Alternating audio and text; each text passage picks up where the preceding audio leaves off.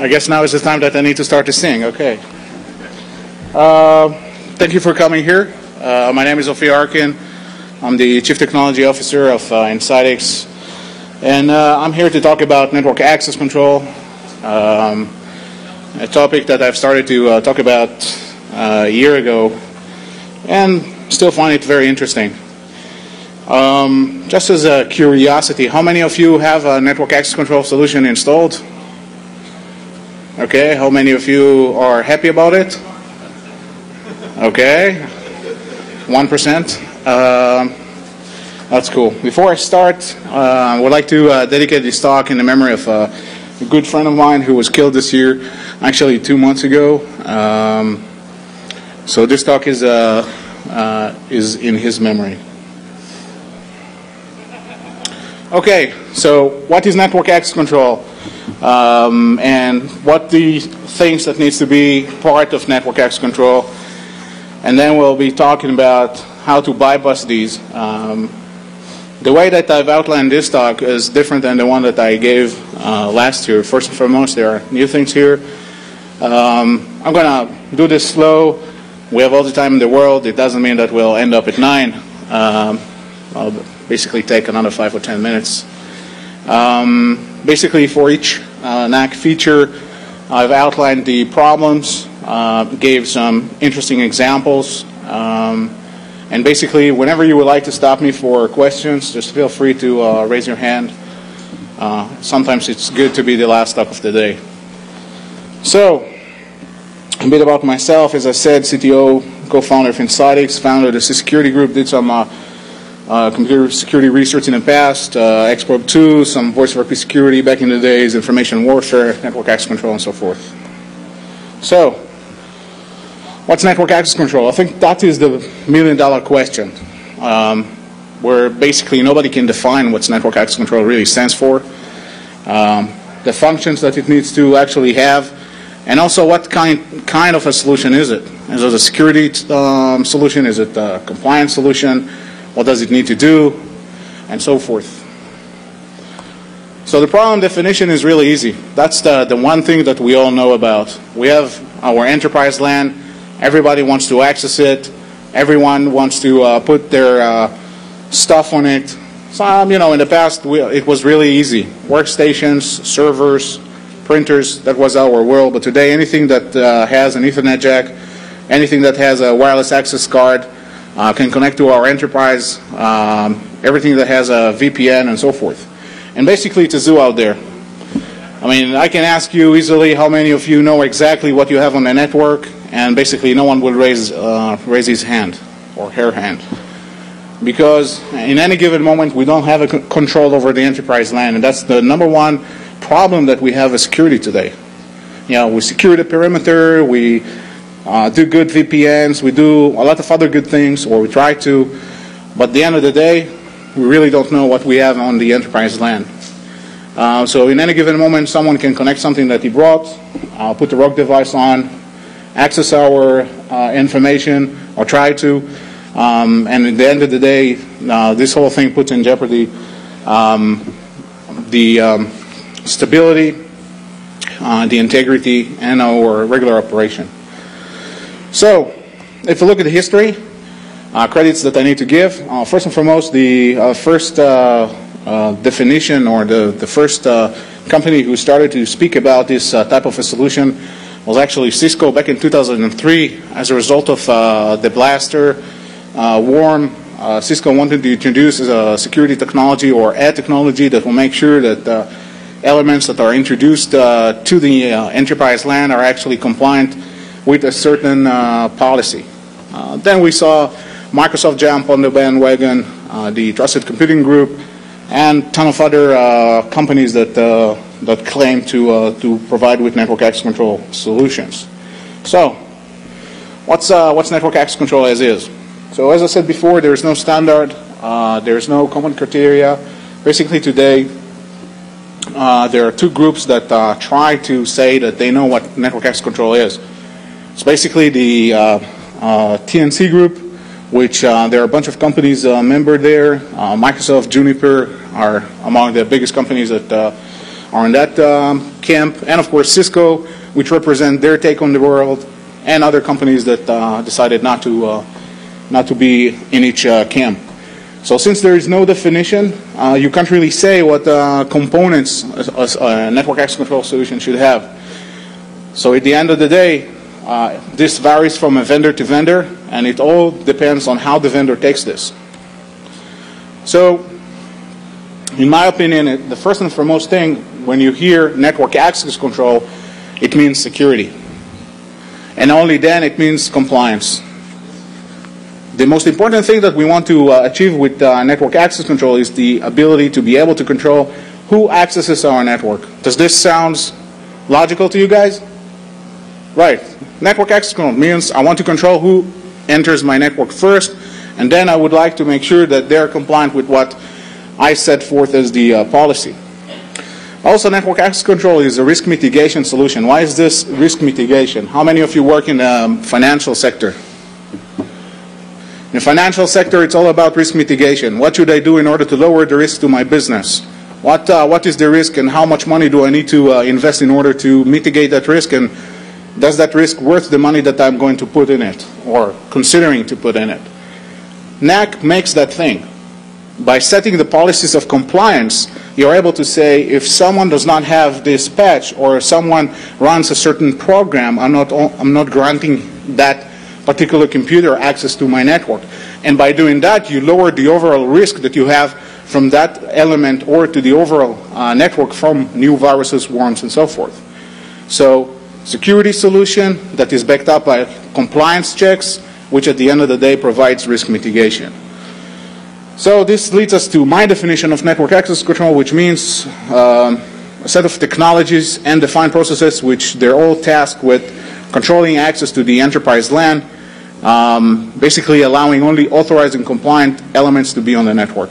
Okay, I guess no one here would like to say that doesn't sound logic. I mean, question someone? It's important for, yeah.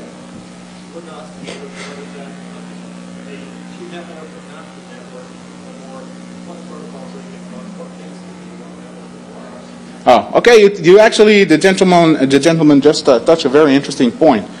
The question was, does network access control needs also to control the applications or the protocols that are being used by the element and other things?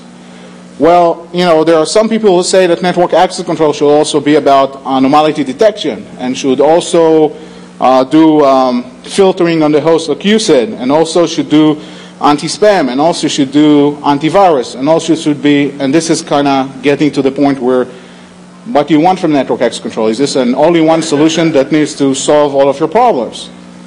And at the end of the day, it's not, because then we're talking about a set of technologies and a set of things that we are all doing today in order to control those things at the first place. And you're talking about different systems that are designed to do different things, and you cannot load network access control with everything all together and say, okay, this is the magic solution for everything that we have in security. Yes?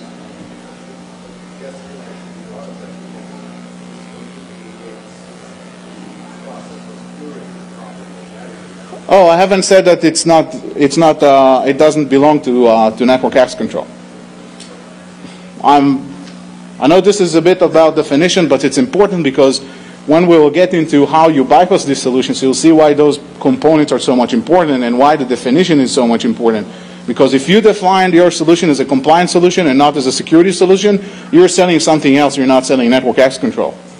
Because the word network access means security. If you are willing to ignore that, then at the end of the day, the solution that you're selling is FUBAR.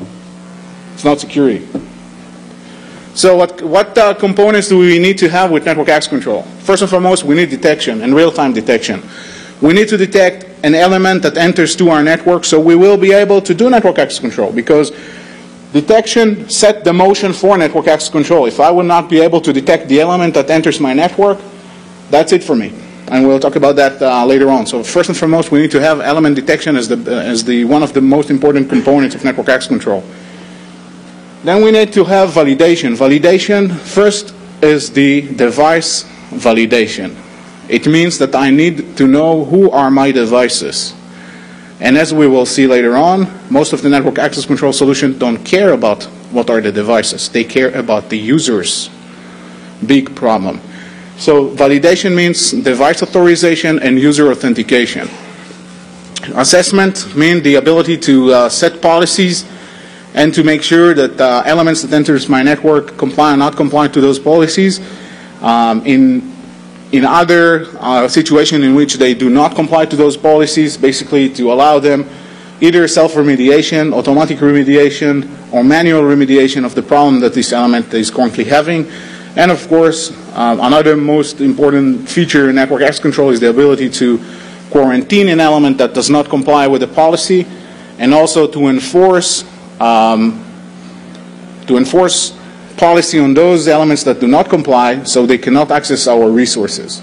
So this is enforcement and quarantine, and provisioning means that we will be able to look at those elements we allowed onto our network, so we will be able to maintain the provisioning on those systems, so we will know that the terms that we set for them to be compliant with are still being maintained when they are on our network, and not just at the admission time or the connectivity time to the network. So basically detection, validation, assessment, remediation, enforcement, quarantine, and provisioning. Different functions, a lot of problems. Questions until this point? Okay. So what are the attack vectors? With any technology, there are multiple attack vectors. First and foremost, the architecture. How does the different pieces of the solution play with each other? A lot of different problems there. But usually if you would like to look at the solution, you need to understand how the pieces interact with each other. And then usually you will be able to find things. Then you can take the technology and disassemble it to different parts, like the element detection part, like the device authorization and so forth, and try to find problems in that arena. And of course the components themselves, the clients, the servers, they are also our target. So this is the interesting part. So what are we going to talk about in regards to bypass?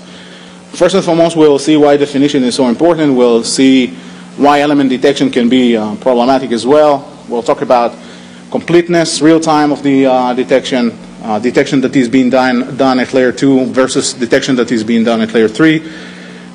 We'll see issues with device authorization and user authentication. Then we'll talk about one of my most favorite topics about quarantine, shared versus private, layer 2, layer 3, and bypassing it. Then we'll go to enforcement, assessment, and we'll show some examples of a full flow of solution at the end, so it will be interesting for all of us. Okay, so the problem of the definition. Again, what do we want to achieve? Is this security or compliance? If we define that this is compliance, it means that we don't provide with security. Do we provide access control against all of the devices, or do we provide access control against part of the elements that are on our network? That is a major thing, because if you hear a vendor that says, well, I have agents that I installed on Windows-based machines, and this is my world, it means that this is not a good thing. Why? Can someone tell me? Not because we already have Linux and Mac OS X and handhelds and other things, but because usually those solutions will go to the domain controller, will get the list of the systems, but guess what? There are elements on the network, and part of you, I'm sure, do not like the big brother looking at you, so they don't log on to the domain. They put their personal firewalls on, they're unmanaged. So a solution that goes against those systems that automatically log on to the domain is not a good solution, like patch management, like antivirus, like any client-based automatic installation on your domain elements, because you have unmanaged systems that are on your network, that are part of your network, but you don't have a clue that they are there. So this is why. You know, one thing. A good explanation of this you can see with the Trusted Network kNAC definition of network access control, and this is interesting. Actually, it reads security requirements for endpoints connecting to the corporate network, collecting endpoint configuration data, policy compliance. So should this mean that they look only on those machines that they can check the policy compliance or not? Still don't have actually an answer for that, but In most cases, what I've seen here is it totally depends. So instead, for this definition to say, we would like to enforce security by making sure that your devices are your devices and making sure they are compliant, this is like a definition like an RFC. You must, you should. And this is why all of what we get is a mixture of solutions. So at the end of the day, what we have is a weird definition or non-definition at all, but the interesting part comes from the technology itself. As I said before, element detection is the most important piece of any kNAC solution. If we are not going to have an ability to detect an element that operates on our network, at the end of the day, it opens up a window of opportunity for that element to infect the devices on the network, try to penetrate into them, try to infect them with viruses, worms, and so forth. So the second the element is being attached to the network, this is the time that we need to detect it, and then we need to actually take an action against it. So if there is no ability to provide with complete detection, if the solution is not aware of the contextual data of its own enterprise LAN that it's working against, there is no way whatsoever the solution can actually provide you with security. Because that element would be able to operate on your network without the knowledge of the kNAC solution, and would be able to do actions without being controlled. So if there is no knowledge, there is no control, there is no defense, and when there is no element detection, there is no kNAC at the first place. So there are a multitude of ways to provide with element detection. One of the most problematic ways is to listen to DHCP traffic, for example. In the case that solutions have DHCP proxy servers that intercept the DHCP requests, gives you an IP address on a non-routable subnet. If you're a good guy and install the client, that's nice. They will interrogate the system, going through all of this. But at the end of the day, if you don't use DHCP, then who cares? They'll not be aware of your existence, and you will be able to do whatever you want on the network. There are also broadcast listeners. Basically, a client that sits on a subnet and listens to broadcast traffic. Broadcast traffic can be ARC requests, NetBIOS, DHCP requests, and so forth. The idea here is that an element would be able to, or should send a broadcast traffic during its operation on the network, and that would disclose his identity. We'll see later on that this is nonsense as well. There are also out-of-band solutions, listening to traffic at the monitoring point. They can be deployed at layer 2, they can be deployed at layer 3. It really depends where they're deployed in. Inline devices, and other ways, for example, integrating with the switch. If you enable 802.1x on the switch, it will give you a good element detection capability. But that said, the 802.1x has other problems that we will look later on. There are some switches who can actually send you SNMP traps when a new MAC address is being registered on a port. Unfortunately, not all of them can do that. That's another way to do this. And of course, if you have a software client installed on the element and it's being powered on and the client talks to the solution, it tells you about that as well. So, yeah. Is anyone using SNMP traps for that? Unfortunately, I know at least one solution that does that. Good. Have you spoofed your circuit network? It can be easily spoofed. That's the most easiest thing to do, yeah. And actually, that solution is totally dependent on the infrastructure. So it sets the SNMP traps. It communicates with SNMP with all the switches. And we'll see why it's problematic. Just one hint, you need to know your infrastructure in order to know which switches you need to manage. So that's a big problem when you don't have a capability of discovery and any topology, and any physical network topology ability as well. But, you know, why kill the messenger? Let's wait. So we can define layer 2, layer 3 switch and software. I'll jump over. It's pretty much understood. So we'll look at passive element detection. It actually can be done with most of the solutions. There you can just sit and listen. So basically you're totally dependent on the traffic that either goes through a monitoring point, either being sniffed over the network, being sent by broadcast traffic. But the biggest problem here is that you don't have control over the devices. So I can't ask you to send me something through the monitoring points. Let's say I'm deployed at layer 3 and I'm looking for IP-based traffic. So you can get onto the network, don't send anything outside the network, be okay with it, especially if this is a small network that do not have any services outside the boundaries of the router. So you can sit there and don't see anything. Now, if you need some type of information other than the detection, it's another bad thing because I can't make you send the traffic that needs to disclose that particular information. And of course, there is no control over the pace of the discovery as well, because whenever that element sends the traffic, that will be the time that it will be detected. I didn't want to go over too many of the things, but if you would like to read more about problems with passive network discovery systems, then there is a reference in the presentation to a paper I wrote back in 2005. So this is an example for passive element detection at layer 2 and layer 3. The inline hardware actually sits at layer 3. Totally depends on the traffic that needs to be sent through the monitoring point in order to detect the elements. You can see for yourself why this is problematic. And on the lower left side, there is a broadcast listener that basically sits at layer 2 and waits for broadcast traffic so it will be able to detect the elements. We already talked about the problem. Okay. So I was browsing the web and I wanted some examples to the presentation. So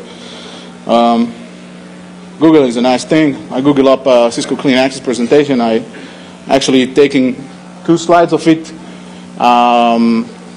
just to show the point. So if you know Cisco, actually it's called now kNAC Appliance.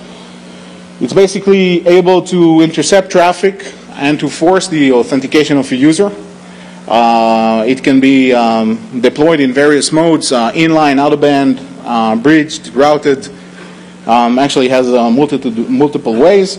It's actually a company that Cisco had purchased called Perfigo a few years back or months back.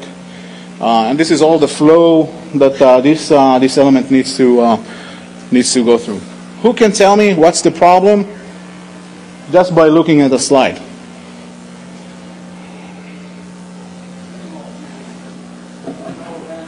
Sorry?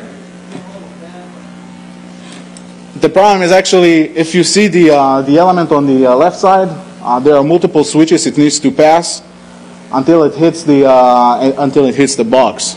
It means that technically speaking, if that element would like to interact with anything in between, it will be able to.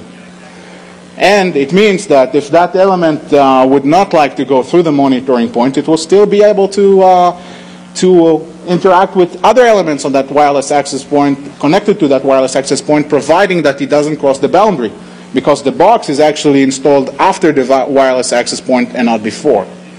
So the detection is totally dependent on the element actually going to another network. So technically speaking, if I have the ability to connect to the wireless network, I'm able to interact with all of the devices there. I'm not being detected. I'm only being stopped. But the next slide will show this even better. This is a slide that shows why the solution actually requires less boxes. In the slides here, on the left side, the before, which is actually, in my opinion, better, all the branches has boxes, and in the after, only the data center has boxes. Who can tell me what's the main problem here? That's actually should be easier. If I connect to the branch office, I can do whatever I want. If I don't go to the data center, I can do whatever I want, and nobody will detect my presence, and I will be able to interact with whatever I want on the network as well. So if I don't have the presence of the solution to detect if I don't have the solution installed to detect my presence, I cannot do network access control. On the end of the day, if I don't go to the data center to request services, I'm able to interact with the whole network without going through the network access control process at all. Yes? Oh, you're just, hey, there's more material coming. So at its definition, if you do the deployment in the wrong way because you want to save the boxes, exactly, you want to save the money. Okay, but where's security? I mean, everybody buys security. It's just the how you wrap it around.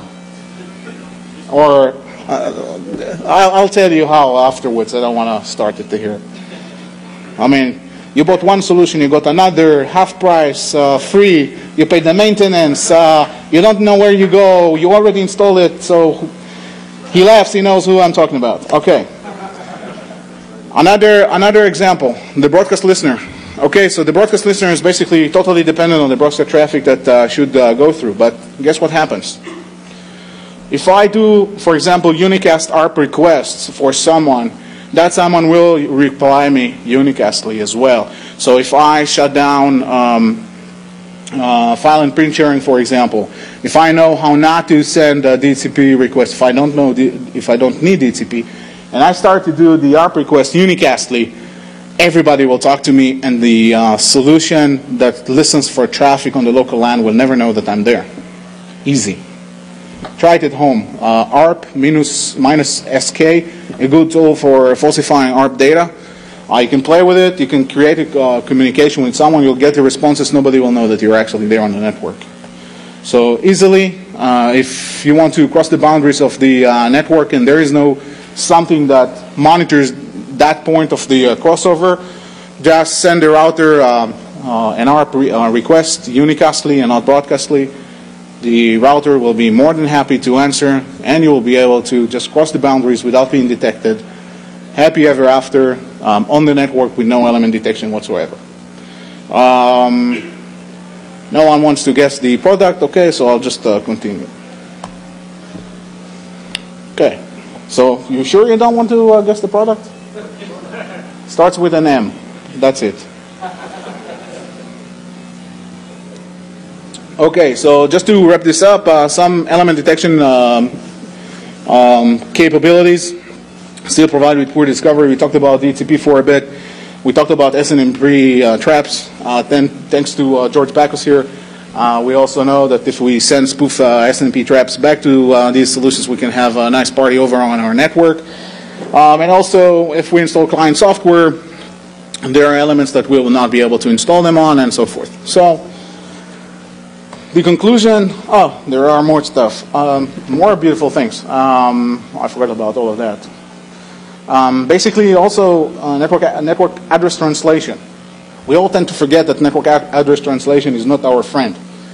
And in most virtualization solutions like Xen, Parallels, VMware, and so forth, you can just bring up multiple guest machines, do static NAT basically, and just be on the network whatsoever. Most of the solutions will not be able to detect network address translation devices operating on the network. So in that respect, you can fire up other elements on your network. Whoever raised their hand, you can try it at home. Download Parallels of VMware, install guest operating system, do static NAT. You'll be more than happy to just be on the network. The more, the merry. So that's another problem. This basically concludes the element detection part. Any questions? I'm not saying it's perfect. Do you not improve element detection by integrating more tighter with, say, specific IDS movements? Okay, and how would IDS will help me?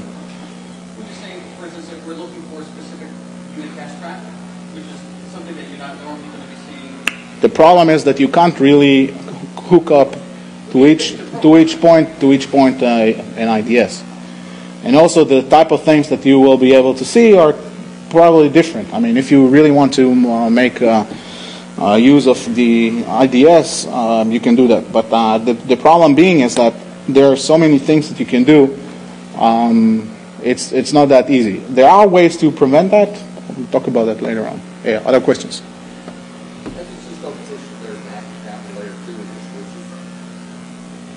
We will see how that works later.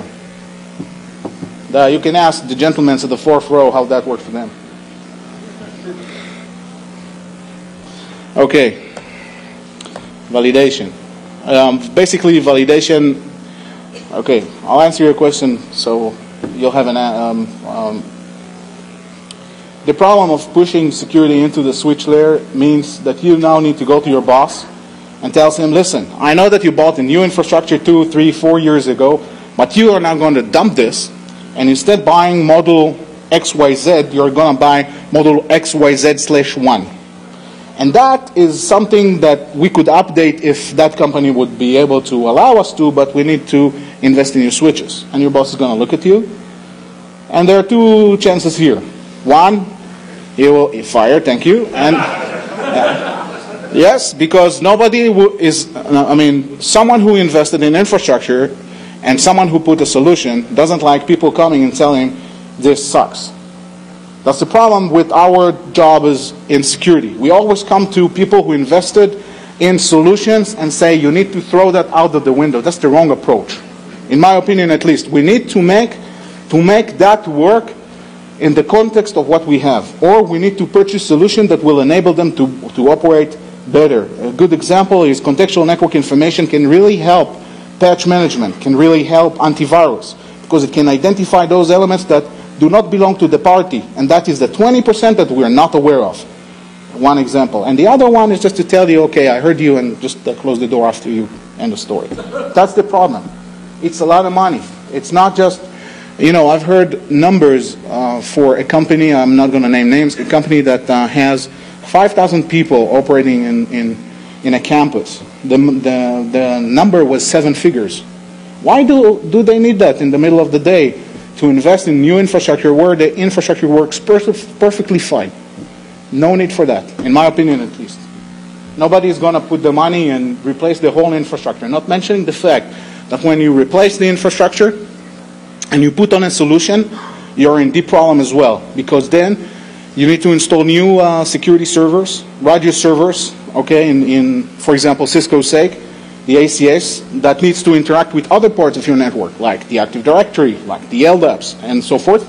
And you need to install other pieces that needs to interact with the whole party. So the moving parts that you have with the solution is not only the infrastructure, it's not only the radio servers, it's not only the other pieces, it's the whole thing altogether that needs to work all the time. So from an infrastructure that works all the time and worked fine, okay, let's assume that it is working, you are moving to an infrastructure that puts security into it in a way that restricts the user's ability to work on the network, and might also put stability issues to the network itself, because you're putting here new stuff instead of the old stuff, but new stuff that you need to make work again. Not mentioning the fact that some of the technologies that we'll talk here, like dynamically quarantining and stuff like that, is financial sector, very much like it, because it's dynamically assigned sport VLANs. Another great thing for when you have to have a change control over something. So it's not just black and white kind of thing. It's a lot of other great things in the middle. That's the biggest problem here. But I'm not even half through. So is that okay? He doesn't speak, so okay. So I'll overwhelm him. Yeah.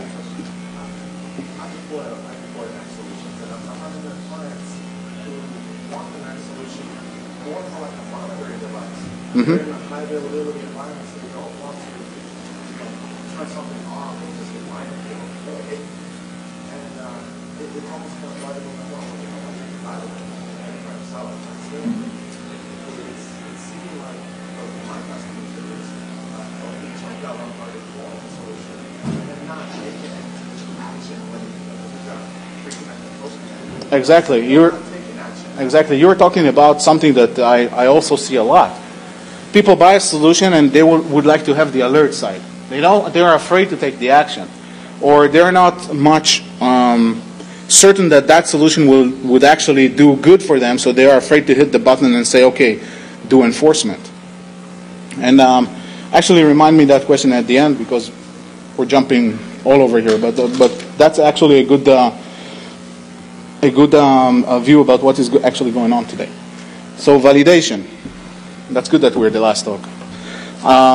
Basically, it's the process of authorizing devices and proving the identity of their users. Again, two things that sounds very easy, but are not there at all. So the role of device authorization is to combat rogue devices. I would like to make sure that the devices that I know of are the only devices that connect to my network. that also connects back to the element detection thing. If I'm not able to do element detection, I don't know that something is there. Not only that I can't do kNAC, but I can't do anything. So if I don't have the ability to know that something is there, a rogue device will be on my network. This, as I said, needs to be integrated with the element detection. An element that is on the network must be immediately blocked or restricted access. But the problem is that most kNAC solutions do not authorize devices. If you want to have names, then you can look at them. Basically, nearly all of them do not do this. Some of the solutions actually only mandates user authentication. They will not actually look at the device authorization. And some of them will have some ways to do network access control without doing user authentication at all. So if you've if you have been to Black Hat and look at the kNAC attack presentation, that actually takes that into account, where 2 out of 3 of Cisco kNAC frameworks ways of operation do not require the user to authenticate at all. Not mentioning the fact that there's no device authentication in the first place. No, that's how they operate. Also, the problem is that if I have the credentials for someone, and I would like to bring my device from home, technically speaking, I will be able to connect the device, use the username and password that is authorized in the network, and basically work on the network. Yes.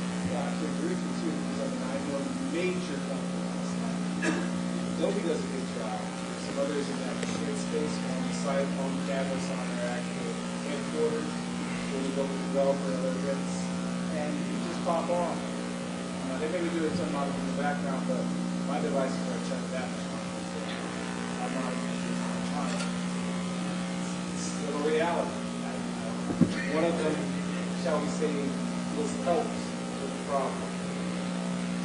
So those who figure that out.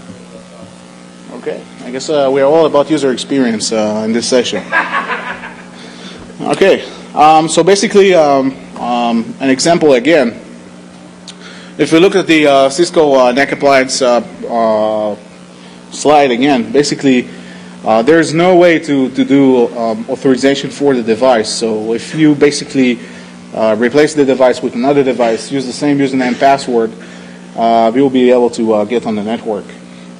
Why is this so important to tie between the device and the user? First and foremost, we don't want the rogue devices, but if we are able to tie between the device and the user that uses it, we'll have a stronger security solution and again, stronger authentication, authorization, and auditing. Another interesting example, there are solutions who are DHCP in a box. It means that they provide you a DHCP replacement server, redirecting you afterwards to an authentication portal. They do that by hijacking the DHCP requests and basically putting the DNS server IP to the authentication portal, so the authentication portal can basically answer your DNS queries, direct you to the authentication portal, request your authentication, and admit you to the network. This seems really good at first, but what happens when you have a rogue DHCP server? So I basically try to answer those queries faster. I provide the same services. Hey, I have DNS, I have my authentication portal. Just give me your credentials and I'm on. So I'm authenticated. Yeah, sure, do whatever you want. So that's a big problem here, just as a teaser. So just a word about 802.1x before we talk about 802.1x later. 802.1x, for those who do not know, is just a username password protocol, nothing more than that. I mean, sure, you need to have infrastructure in place, you have to have a supplicant, but basically that supplicant doesn't do anything unless you build a client on top of that. So that doesn't provide with any type of device authorization, it only provides with user authentication. Because when you go on the network, and that works in the background, what credentials do you think that are being used? The same credentials of the user to log on to the domain. Okay, great. So what do I earn about that? Nothing, basically. I do double authentication for the user. Okay, who cares? If I have that username and password in the first place, I'll be able to admit any type of element I would like to the network in the first place. That brings us to another interesting part, which has more meat to it, which is the assessment process. Basically, it's the process of evaluating whether or not an element complies to the network access policy. Usually, in most cases, this is Microsoft Windows only. Sometimes there are checks for Linux and for Mac OS X. How many of you who has an kNAC solution actually do this type of checks? Linux, Mac OS X? What do you check? When I check on local, most of the time I really make sure I want to make sure what kind of way they're accessing the network, what kind of security they're trying to access, what kind of network protocols they're trying to access. Okay. And then if I'm really like an on-site for an evaluation, an on-site looking out for a client, what's happening, or like I'll see everything that's going on. Yeah, but basically, if you do compliance checks, what do? You check on the Mac and the Linux. Basically, you, in my opinion, you really don't check anything at all. But the problem is, I mean, you check the stuff that they send, the stuff, but you don't check the box itself. But the problem here is, first and foremost, is that you need to classify the device. You need to decide if this device actually needs to go through the assessment process or it shouldn't, because you need to say or to detect whether or not this device is Windows-based or not. And there are several ways to do that. Client-based, active OS detection, passive OS detection, JavaScripts, captive portals, and so forth. And there's lots of problems with that. This is the Cisco problem that they had with the kNAC appliance, where first and foremost the user went, changed the user agent string on his browser. Bam!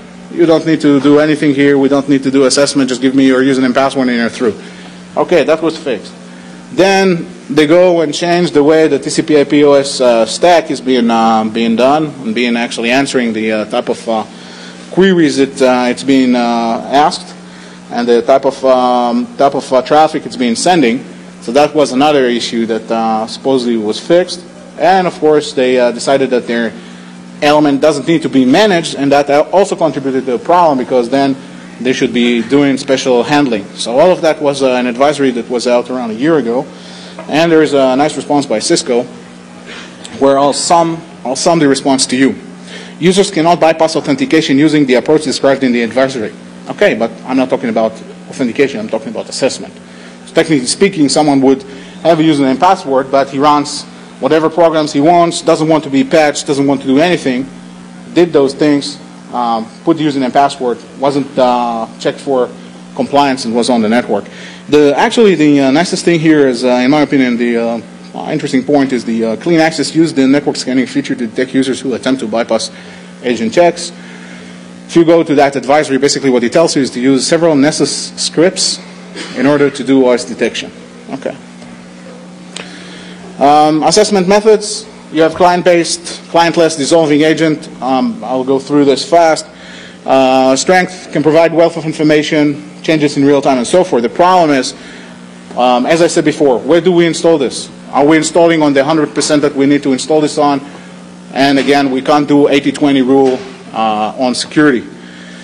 This is, again, one client among many. So the desktop people that you go through and say, okay, I'm going to install another client on the desktop that you need to include in your image. Well, you say, okay, that's fine. Close the door behind you as well. This is not going to happen. And more companies that I go and speak to, they come and say, well, first and foremost, I don't want you to touch my switches. Second, I don't want you to touch my client. And then if you have a solution, I'm willing to speak to you.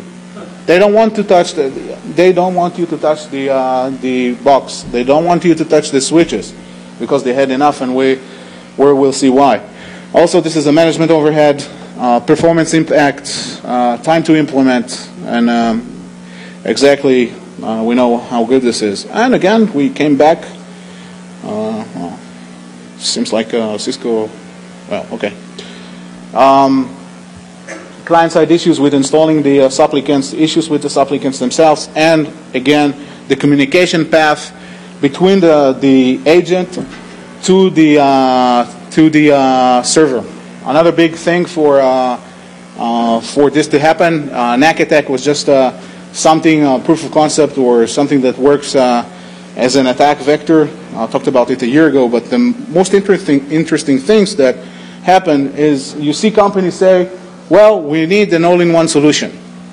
And when they put the antivirus and the anti-spyware and the anti-spam and the kNAC and the firewall and other things in one nice, happy, all-in-one agent, if that doesn't kill your CPU on the device and it manages to work, the problem here is that this is a single point of failure.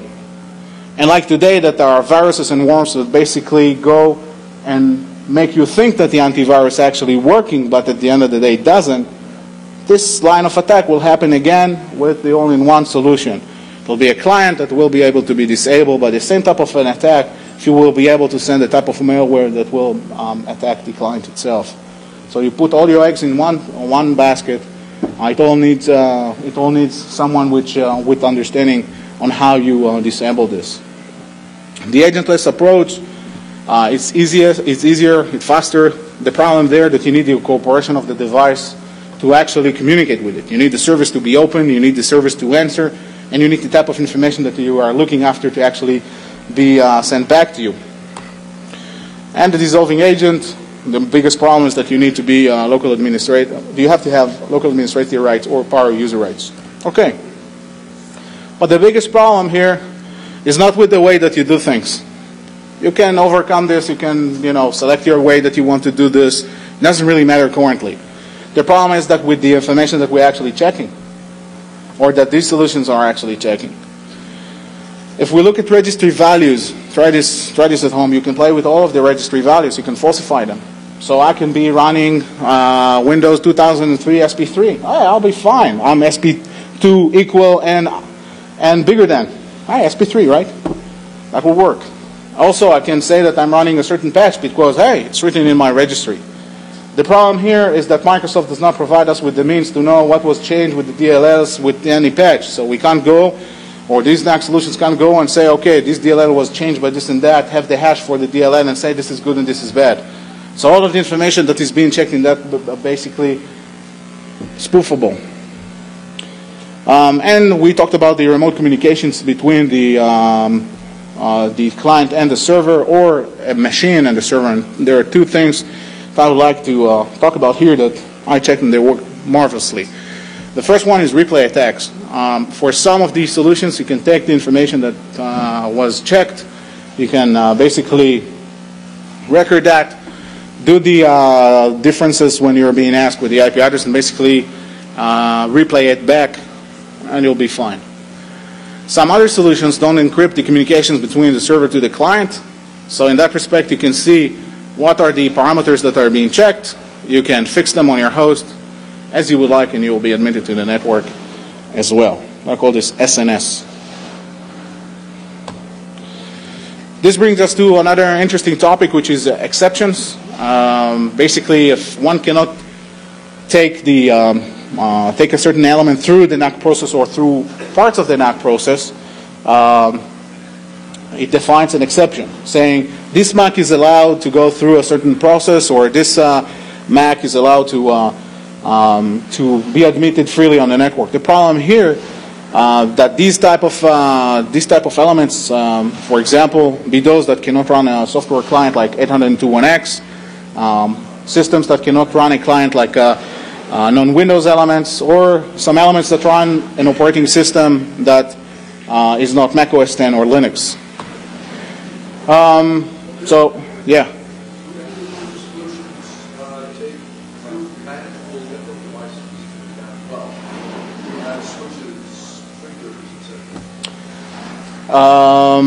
Most of them not.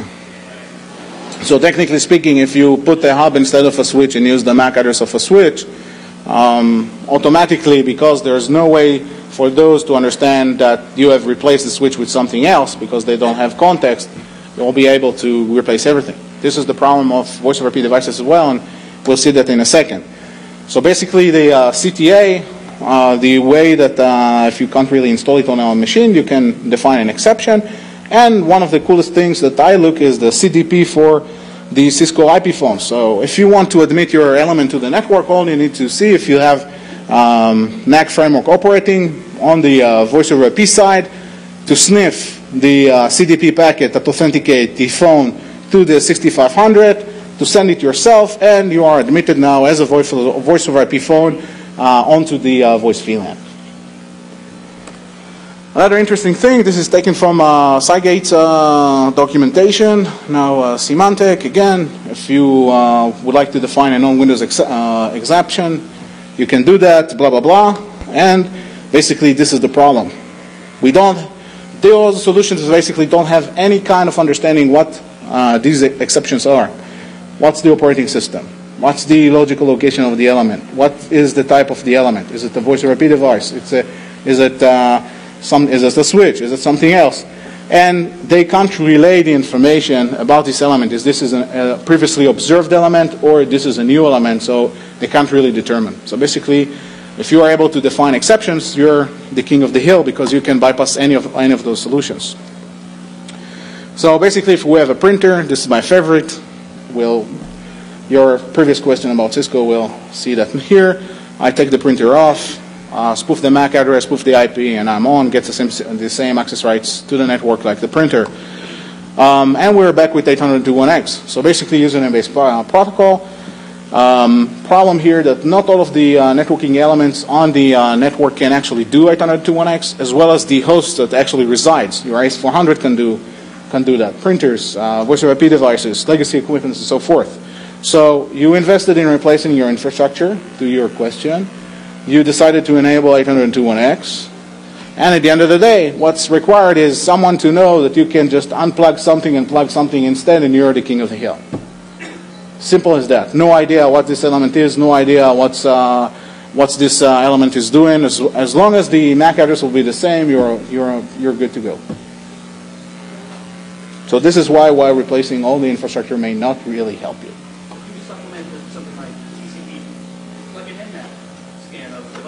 I put a personal firewall on, you can't do anything, okay? This is why all the checks that they tell you that they're doing with vulnerability assessment, forget about it. What is a vulnerability assessment good against a device which is personally firewalled, has a personal firewall? Nothing. Okay. Here's the really, really cool subject that I like, which is quarantine. So if your device is non-compliant, it will be put into a holding place called a quarantine. The access that it will be granted will be only to remediation servers, and at the end of the day, what we have is that the quarantine will hold all the soft targets of the enterprise. Those that do not have dispatch, those that certain network service is open, those that forgot to install the service spec, those that we don't know about. Okay. How do we do quarantine? There are multiple ways to do that. ACLs, dedicated subnet, dedicated VLAN, also known as the quarantine VLAN, private VLAN, pair switch port, at layer 2 using ARP cache poisoning, and so forth. There are two types of quarantine, private and shared.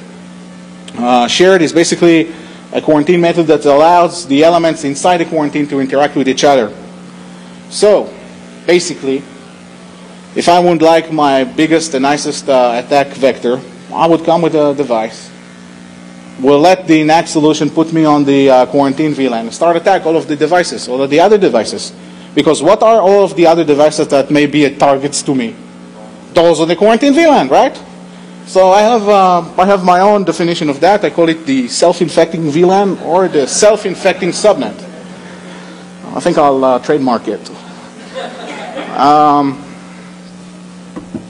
So that's a big problem. You may heard also the term quarantine VLAN.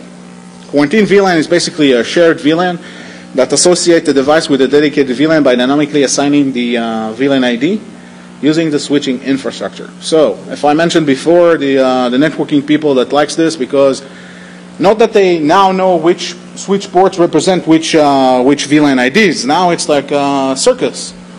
Now this changes, now that changes. What happens if the solution fails? I mean, what is the state that the network will be left on?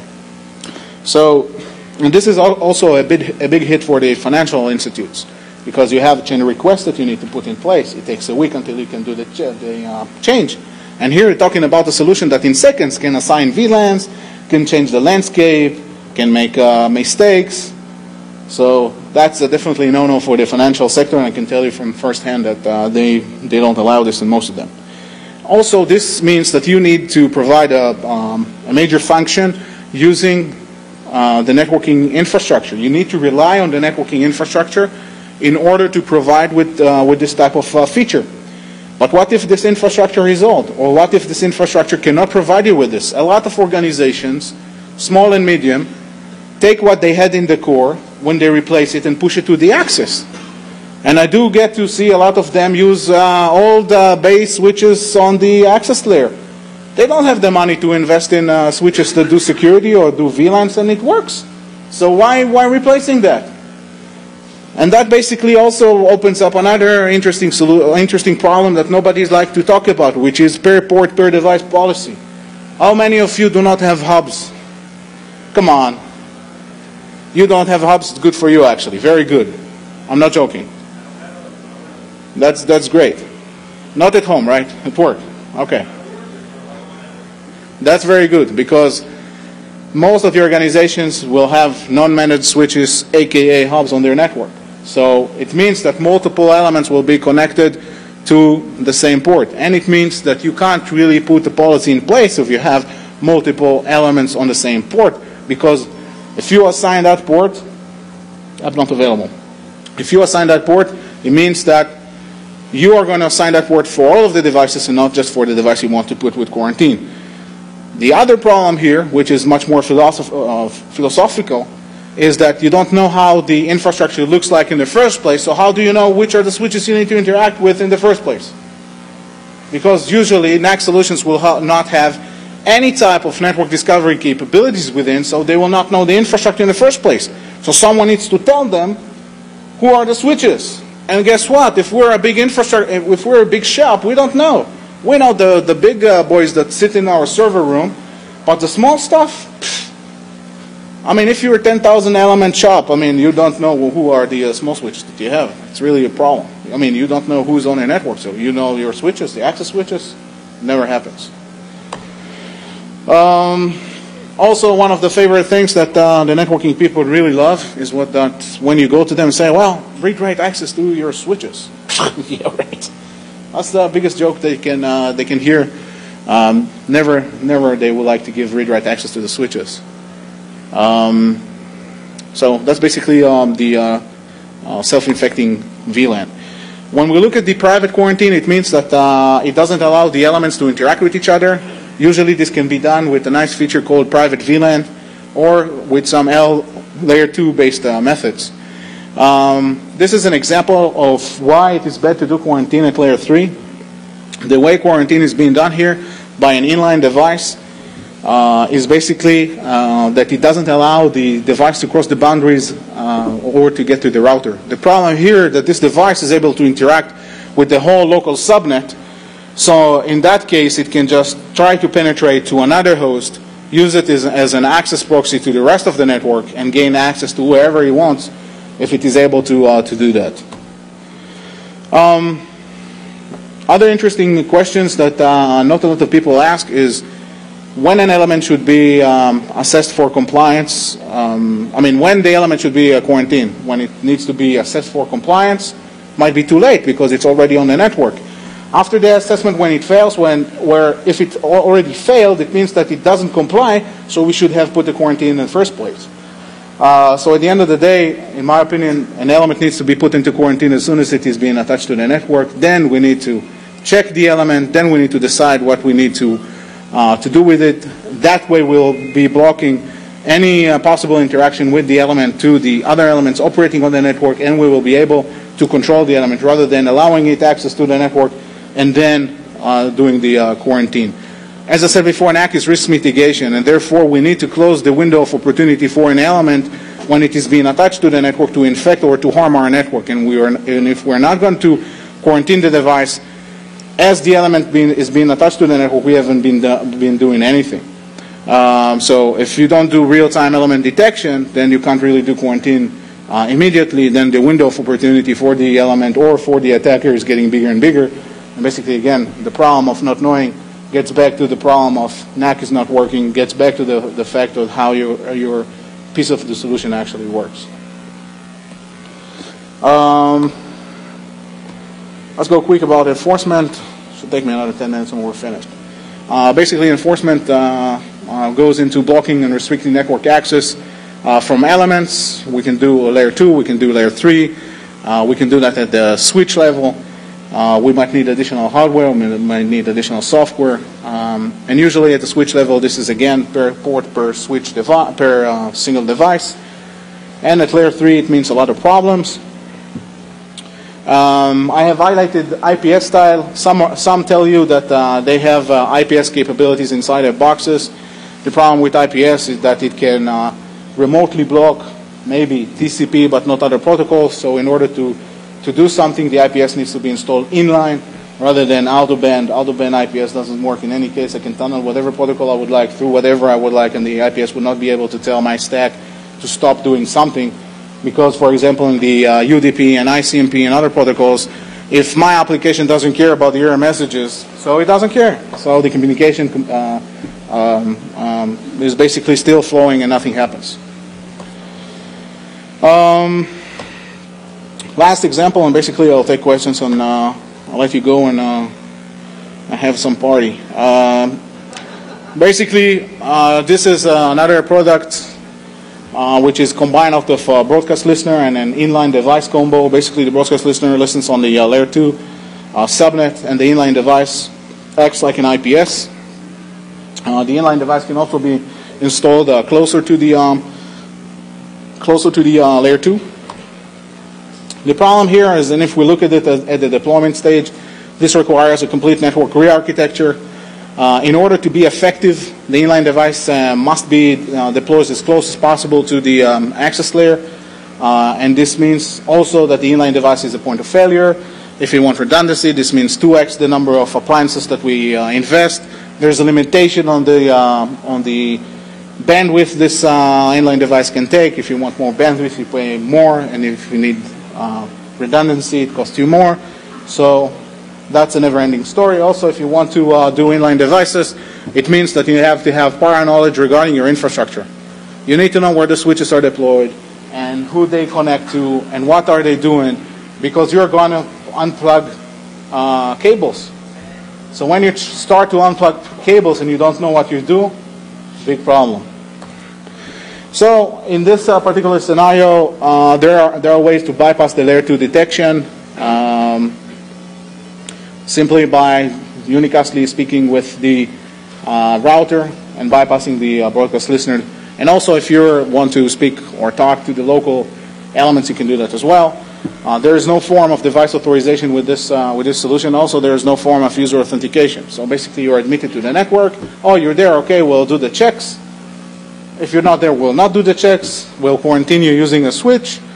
But if we will not be able to detect you, then please go through and drive safely through the network. The inline device is being used in IPS, but if we're going to use regular traffic and if we will try to access regular stuff, we all know that the IPS can basically try to defend against multiple things. But if we don't tune the IPS correctly for different things, then it will not be able to actually detect them. Or if we enable everything altogether, it will act like an old i386 server. So in that respect, if we don't know what we're looking for, that IPS is going to be useless as well.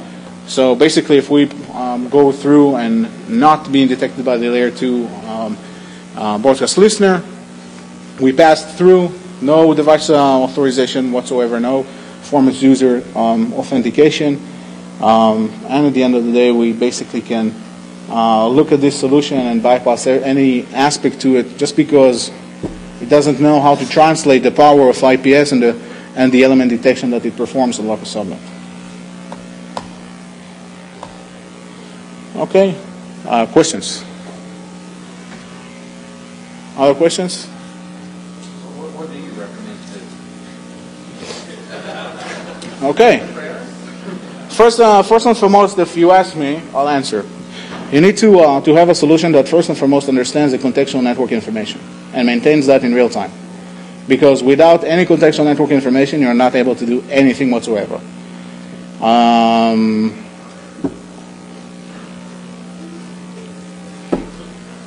You see the web address. I mean, I got into this by researching the technology for a product, and basically ended up looking at these solutions, and I was like, it can't be that people are buying this just because they heard the buzzwords, they heard the 3 letters, and that's one of the things. But I can tell you that the clients and the prospects since last year's Black Hat know what they want. More and more people that are looking at the technology, and they would like to look at the things they need and need not to do, are reading the stuff and understanding that at the end of the day they need to invest in something that will give them value. Today, compliance I can achieve with patch management, or with all the other solutions that we all know about, like Marimba, other companies that provide agents, other companies that do automatic patch management, automatic software releasing, and so forth. We don't need network access control to do that.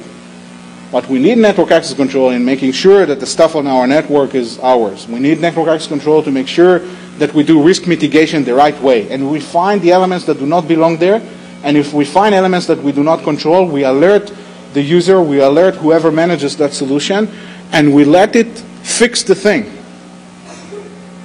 The word control means that we will gain control back on our IT back. We never had that. And now that we try to gain that control when we already build the networks, is hard. But without understanding what we have, we can't really do that. So the first building block in order to do this is to get acquainted with what you have. Identify what you have. Start to know your physical network topology. Your topology is another major thing that you need to be aware of in order to do any type of security and any type of manageability. Identify the hosts that do not do patch management. Identify the hosts that are unmanaged. Identify the things that shouldn't be there in the first place. Then you can start to gain that control that you need. Okay, I'll finish now so they can stop the recording. If you want to ask me any type of questions, please do afterwards. Thank you for having me here. Enjoy your night.